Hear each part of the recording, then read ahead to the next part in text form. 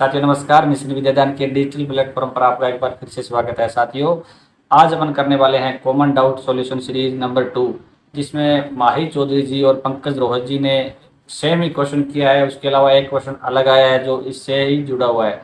साथियों, उन्होंने क्वेश्चन किया है कि फर्स्ट ग्रेड के अंदर जो पीजी है, पोस्ट ग्रेजुएट है, चाहे एमए है, एमएससी है, उनमें मिनिमम मार्क्स कितने होने चाहिए। हमारे कम मार्क्स है तो हम क्या करें, कितने होने चाहिए, इस हिसाब से उन्होंने क्वेश्चन किया है। तो मुझे लगा कि ये हर किसी को जानकारी होना ज़रूरी है। तो साथियों, इसमें मैं आपको बताना चाहूँगा कि हमारे राजस्थान के अंदर दो टाइप की वैकेंसी आती है, दो विभागों की वैकेंसी आती है, जिसमें एक तो संस्कृत डिपार्टमेंट होता है, जिसके अपने अलग ही स्कूल है, अलग ही इनकी वैकेंसी आती है। हालांकि वैकेंसी उनकी थोड़ी आती है। और उसके अलावा एक है स्कूल एजुकेशन, जिसमें पूरे राजस्थान के अंदर पूरे जिलों के अंदर वो जो स्कूल है वो संचालित होते हैं और सबसे उनमें ज़्यादा भर्ती आती है। तो इनमें अलग अलग रूल है दोनों के अंदर। जो पोस्ट ग्रेजुएशन के अंदर जो है ना, परसेंटेज कितने चाहिए। तो संस्कृत शिक्षा के अंदर आपको जानकारी के लिए बता दूं कि उसमें अगर आपके 48% 48% मार्क्स है ना एमए के अंदर या एमएससी के अंदर, तभी आप उनका फॉर्म अप्लाई कर सकते हो। यानी संस्कृत शिक्षा विभाग की अपनी अलग वैकेंसी आती है, उसमें 48% जरूरी है। अगर 48% आपके नहीं है एमए या एमएससी के अंदर, तो आप फॉर्म अप्लाई नहीं कर सकते हो। बीएड के लिए उसमें कोई रूल नहीं है। बीएड अगर आपकी पास है ना सीधा, तो भी आप फॉर्म भर सकते हो। इसके अलावा सामान्य शिक्षा जो है, अपनी जो स्कूल एजुकेशन बोलते हैं, उसके अंदर साथियों ऐसा कोई रूल नहीं है कि कितने मिनिमम अंक होने चाहिए आपके। अगर आपकी मार्कशीट के अंदर एमए या एमएससी की मार्कशीट के अंदर आपके पास लिखा है ना, चाहे वो ग्रेस से ही क्यों ना हो, तो भी आप क्या है, एलिजिबल हो।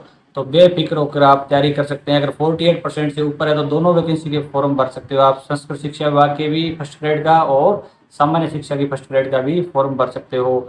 इसके अलावा मतलब न्यूनतम अंक तो इसमें अगर पास है तो सामान्य शिक्षा के आप एलिजिबल हो, उसमें आप टेंशन फ्री रहे। इसके अलावा एक क्वेश्चन आया था कि सर इसमें मैक्सिमम एज कितनी होती है। तो फर्स्ट ग्रेड के अंदर साथियों जो न्यूनतम एज है वो तो होती है 21 वर्ष। अगर आपकी 21 ईयर आपके ने पूरी कर लिए हैं तो आप फॉर्म अप्लाई कर सकते हो। मैक्सिमम है 40 ईयर। अगर आप जनरल के मेल कैंडिडेट हो तो आपको 40 ईयर आपके कंप्लीट हो गए, या 40 ईयर से एक दिन कम है ना आपका, यानी 40 वर्ष से एक दिन कम, तो आप फॉर्म अप्लाई कर सकते हो। इसके अलावा जो मेल कैंडिडेट है SC ST OBC SBC या EWS के, तो उनको 5 साल की छूट मिलती है। वो न्यूनतम 21 साल और अधिकतम अगर 45 साल से एक दिन कम है, 45 वर्ष से कम आयु आपकी है, तो आप फॉर्म अप्लाई कर सकते हो। इसके अलावा जो SC ST OBC EWS SBC, इनकी जो फीमेल है ना, उनको 10 साल की छूट मिलती है, यानी 40 + 10। अगर आपके 50 साल से एक दिन कम है तो आप फॉर्म अप्लाई कर सकते हो। इसके अलावा जो जनरल फीमेल है उनको 5 साल की छूट मिलती है, यानी आपके अगर 45 साल से एक दिन कम आपकी एज है तो आप फॉर्म अप्लाई कर सकते हो। और ये एज साथियों जब वैकेंसी आती है तो उसमें तारीख लिखी होती है, 20 तारीख को ये एज कंप्लीट होनी चाहिए। तो वो आधार तिथि उसको आपकी विज्ञप्ति के अंदर आएगी। इसके अलावा जो विडो कैटेगरी के है या परित्यक्ता महिला है कोई, तो उसके लिए कोई एज लिमिट नहीं है साथियों। यानी अपनी रिटायरमेंट की एज होती है 60 ईयर। अगर आपकी 59 ईयर भी है ना किसी विडो की या परित्यक्ता की, तो वो भी फॉर्म अप्लाई कर सकती है। तो आशा करता हूँ साथियों कि फर्स्ट ग्रेड के अंदर एज से संबंधित और आपका जो मिनिमम मार्क्स है पीजी के अंदर, वो डाउट आपका क्लियर हो गया होगा। बीएड के अंदर कोई इसके अंदर साथियों किसी प्रकार का मिनिमम मार्क्स नहीं है, सिर्फ पास आउट होना जरूरी है आपके।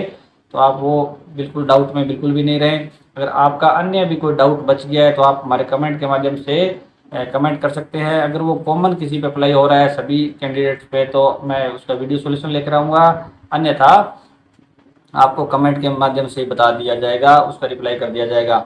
और आपसे एक छोटा सा आग्रह है कि आप अगर चैनल पे पहली बार विजिट किया है तो चैनल को सब्सक्राइब अवश्य करना और वीडियो को लाइक अवश्य करना। और कमेंट के अंदर अपना जो एरिया है वो भी मेंशन किया करो, ताकि मैं आपको ऐसे बता सकूं भी माही चौधरी जी यहाँ से उन्होंने ये कमेंट किया है और इसका ये रिप्लाई है। तो ये भी आप थोड़ा मुझे भी पता चले भी आप कहाँ कहाँ से अपने यूट्यूब चैनल को वॉच कर रहे हो। Thanks for watching.